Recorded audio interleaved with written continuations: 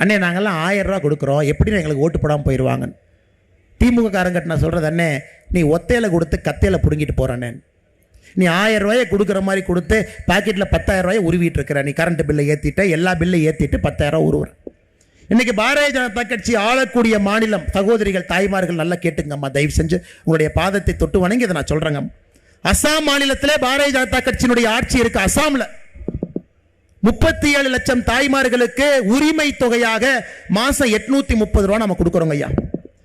மத்திய பிரதேசில் பாரதிய ஜனதா கட்சியினுடைய ஆட்சி 1,29 லட்சம் தாய்மார்களுக்கு உரிமை தொகையாக 1,250 ரூபா மாசம் கொடுக்கிறோம். சத்தீஸ்கர்ல பாரதிய ஜனதா கட்சியினுடைய ஆட்சி இருக்கு. 70 லட்சம் தாய்மார்களுக்கு மாசம் 1000 ரூபாய் கொடுக்கிறோம். மகாராஷ்டிராவில் பாரதிய ஜனதா கட்சியினுடைய ஆட்சி இருக்கு. 1,70 லட்சம் மகளிருக்கு 2,100 ரூபாய் மகளிர் உரிமை தொகையாக கொடுக்கிறோம். டெல்லியிலே பாரதிய ஜனதா கட்சியினுடைய ஆட்சி வந்திருக்கு. மாதத்திற்கு 2,500 ரூபாய் நேற்று முன்தினத்திலிருந்து கொடுக்கிறோம். எங்களை பொறுத்தவரை ஏழை என்கின்ற ஜாதி தமிழகத்தில் இருக்கக்கூடாது என்கின்ற சபதத்தை நாங்கள் எடுத்திருக்கின்றோம்.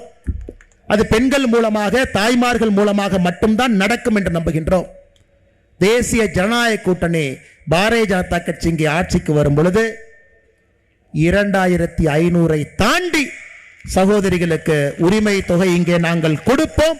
அதை செய்து காட்டுவோம்.